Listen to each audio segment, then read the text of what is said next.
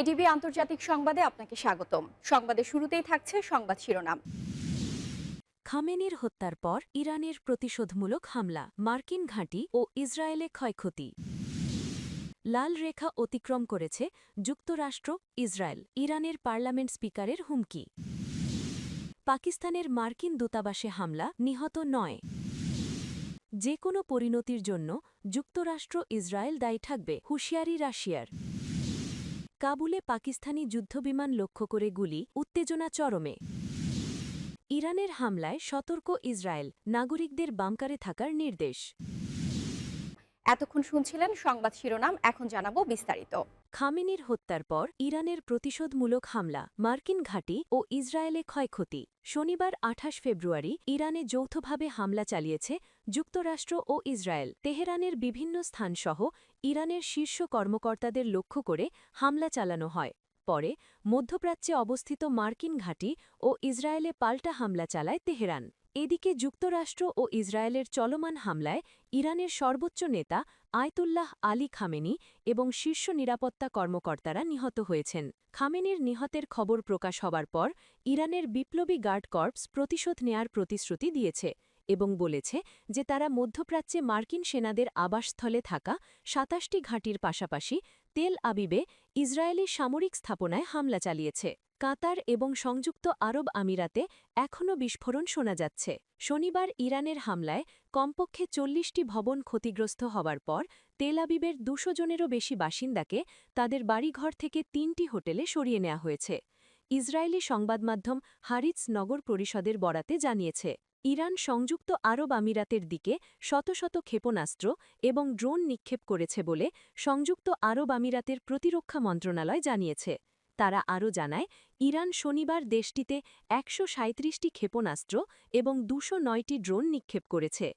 ইরানের বিপ্লবী গার্ড বাহিনী জানায় যে তারা এই অঞ্চল জুড়ে মার্কিন সামরিক বাহিনী এবং ইসরায়েলি স্থাপনা লক্ষ্য করে বিস্তৃত ক্ষেপণাস্ত্র এবং ড্রোন হামলা চালিয়েছে। ইরানের প্রতিশোধমূলক হামলা কাতার, সংযুক্ত আরব আমিরাত, কুয়েত, বাহরেইন, জর্ডান, সৌদি আরব এবং ইরাক সহ মধ্যপ্রাচ্যের একাধিক দেশে ইসরায়েল এবং মার্কিন সম্পদকে লক্ষ্য করে চালানো হয়েছে। হামলার বিনিময়ের মধ্যে এই অঞ্চলের বেশ কিছু দেশ তাদের আকাশসীমা বন্ধ করে দিয়েছে।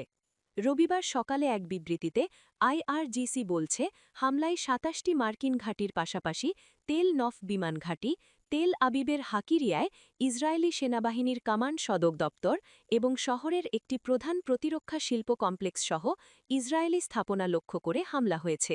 বিবৃতি সতর্ক করা হয়েছে যে তেহরান একের পর এক দুঃখজনক চরের মাধ্যমে প্রতিশোধের একটি ভিন্ন এবং কঠোর পদক্ষেপ নেবে।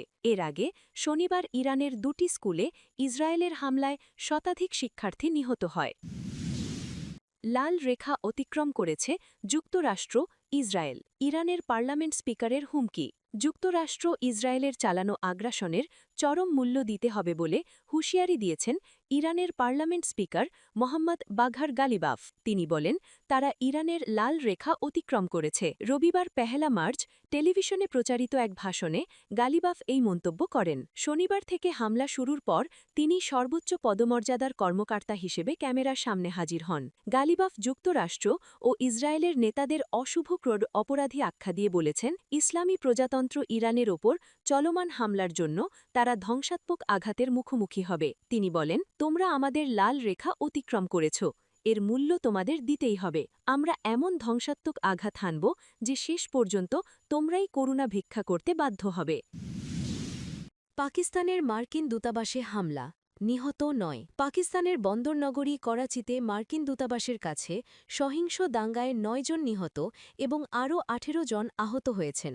রোববার ১ মার্চ বিক্ষোভকারীরা পাথর নিক্ষেপ করার পাশাপাশি মার্কিন দূতাবাস প্রাঙ্গণে প্রবেশের চেষ্টা করে। এ সময় পরিস্থিতি নিয়ন্ত্রণে পুলিশ অভিযান চালালে সংঘর্ষ ছড়িয়ে পড়ে এবং এই হতাহতের ঘটনা ঘটে। খবর জিও নিউজের। ইরানে যুক্তরাষ্ট্র ও ইসরায়েলের হামলার প্রতিবাদে আয়োজিত এই বিক্ষোভ চলাকালে পুলিশের সঙ্গে বিক্ষোভকারীদের সংঘর্ষে অন্তত ১৮ আহত হয়েছেন বলে উদ্ধারকারী কর্মকর্তারা নিশ্চিত করেছেন। নিকটবর্তী হাসপাতালে চিকিৎসার জন্য পাঠানো হয়েছে আহতদের। প্রতিবেদন অনুযায়ী বিক্ষোভকারীরা এমটি খান রোডে কনসুলেটের বাইরে জড়ো হয়ে ভেতরে ঢোকার চেষ্টা করে এবং পাথর নিক্ষেপ করে। পরিস্থিতি সামাল দিতে মারমুখী হয় পুলিশ।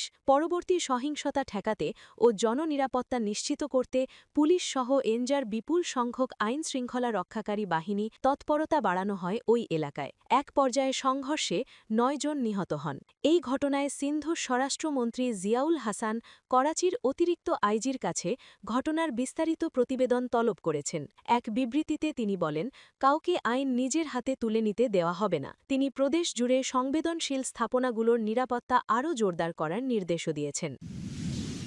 যে কোনো পরিণতির জন্য যুক্তরাষ্ট্র, ইসরায়েল দায়ী থাকবে, হুঁশিয়ারি রাশিয়ার। ইরানে চালানো ইসরায়েল ও যুক্তরাষ্ট্রের আগ্রাসনের তীব্র নিন্দা জানিয়েছে রাশিয়া। দেশটির পররাষ্ট্র মন্ত্রণালয় জানিয়েছে, ইরান ও তার পারমাণবিক স্থাপনায় হামলা সম্পূর্ণভাবে অগ্রহণযোগ্য। খবর দ্য ওয়াল স্ট্রিট জার্নালের। রাশিয়া বিবৃতিতে বলছে, ওয়াশিংটন ও তেলাবিবের এই পদক্ষেপ আন্তর্জাতিক আইন ও আঞ্চলিক স্থিতিশীলতার পরিপন্থী। বিবৃতিতে বলা হয়, যুক্তরাষ্ট্র ও ইসরায়েল এই মানবসৃষ্ট সংকটের যে কোনো নেতিবাচক পরিণতির জন্য দায়ী থাকবে, যার সহিংসতার ঊর্ধ্বগতি ও পরিস্থিতির আরও অবনতির ঝুঁকিও রয়েছে। এর আগে শনিবার যুক্তরাষ্ট্র ও ইসরায়েলের ইরানে চালানো হামলার তীব্র নিন্দা জানিয়ে একে বিপজ্জনক অভিযান আখ্যা দিয়েছে, যা পুরো অঞ্চলকে ভয়াবহ বিপর্যয়ের দিকে ঠেলে দিতে পারে বলে সতর্ক করেছে। এদিকে ইসরায়েল যুক্তরাষ্ট্রের যৌথ আগ্রাসনে ইরানের সর্বোচ্চ ধর্মীয় নেতা আয়াতুল্লাহ আলী খামেনি নিহত হয়েছেন। ইরানি সংবাদ মাধ্যম তাসনিম ও ফার্স নিউজ এজেন্সি এ তথ্য নিশ্চিত করেছে। কাবুলে পাকিস্তানি যুদ্ধবিমান লক্ষ্য করে গুলি, উত্তেজনা চরমে। আফগানিস্তান জানিয়েছে, রাজধানী কাবুলের আকাশে পাকিস্তানি যুদ্ধবিমান প্রবেশ করায় সেগুলোর দিকে গুলি ছোড়া হয়েছে। রোববার ভোরের আগে শহরের বিভিন্ন এলাকায় বিস্ফোরণ ও গুলির শব্দ শোনা যায়। তালেবান প্রশাসনের মুখপাত্র জাবিহুল্লাহ মুজাহিদ বলেন, কাবুলের ওপর পাকিস্তানি বিমান উড়ছিল, তাই বিমান প্রতিরক্ষা ব্যবস্থা থেকে পাল্টা গুলি চালানো হয়। তিনি দাবি করেন, সাধারণ মানুষের আতঙ্কিত হওয়ার কিছু নেই। গত এক সপ্তাহ ধরে আফগানিস্তান ও পাকিস্তানের মধ্যে সংঘাত বাড়ছে। পাকিস্তান অভিযোগ করছে, আফগান ভূখণ্ডে জঙ্গিরা আশ্রয় পাচ্ছে। তবে আফগানিস্তান এ অভিযোগ অস্বীকার করেছে। দুই দেশের মধ্যে সাম্প্রতিক লড়াইকে কয়েক বছরের মধ্যে সবচেয়ে তীব্র বলে মনে করা হচ্ছে। বিভিন্ন দেশ সংযমের আহ্বান জানিয়েছে এবং আলোচনার মাধ্যমে সমাধানের চেষ্টা করার কথা বলেছে। পাকিস্তানের প্রতিরক্ষামন্ত্রী খাজা মোহাম্মদ আসিফ পরিস্থিতিকে উন্মুক্ত যুদ্ধ হিসেবে বর্ণনা করেছেন। অন্যদিকে আফগানিস্তানের স্বরাষ্ট্রমন্ত্রী সিরারউদ্দিন হাক্কানি সতর্ক করে বলেছেন, এই সংঘাত খুবই ব্যয়বহুল হতে পারে। ইরানের হামলায় সতর্ক ইসরায়েল, নাগরিকদের বাংকারে থাকার নির্দেশ। মধ্যপ্রাচ্যে ইরানের নতুন রফা হামলার প্রেক্ষাপটে সর্বোচ্চ সতর্কতা জারি করেছে ইসরায়েলি প্রতিরক্ষা বাহিনী, অর্থাৎ আইডিএফ। নাগরিকদের পরবর্তী নির্দেশ না দেওয়া পর্যন্ত বাংকারে বা নির্ধারিত নিরাপদ আশ্রয়ে অবস্থান করার নির্দেশ দেওয়া হয়েছে। সংবাদ মাধ্যম আল জাজিরা জানিয়েছে, ইরানের পাল্টা হামলা অব্যাহত থাকার মধ্যেই আইডিএফ নাগরিকদের কঠোর নিরাপত্তা নির্দেশনা দেয়। এতে বলা হয়, ইরানি হামলায় ক্ষতিগ্রস্ত স্থানের সুনির্দিষ্ট অবস্থান সামাজিক যোগাযোগ মাধ্যম বা অন্য কোনো মাধ্যমে প্রকাশ করা যাবে না। সামাজিক যোগাযোগ মাধ্যম এক্সে দেওয়া এক বার্তায় আইডিএফ জানায়, কর্তৃপক্ষের পরবর্তী নির্দেশ না পাওয়া পর্যন্ত বাসিন্দাদের বাংকারেই অবস্থান করতে হবে। পাশাপাশি সতর্কবার্তা না পেলেও সুরক্ষিত স্থানের কাছাকাছি থাকার আহ্বান জানানো হয়েছে। এদিকে ইরানের রাষ্ট্রীয় সামরিক বাহিনী ইসলামিক রেভলিউশনারি গার্ড আইআরজিসি দাবি করেছে, তারা ইসরায়েল ও মধ্যপ্রাচ্যে অবস্থিত যুক্তরাষ্ট্রের সামরিক স্থাপনাগুলোতে ক্ষেপণাস্ত্র ও ড্রোন হামলা চালিয়েছে।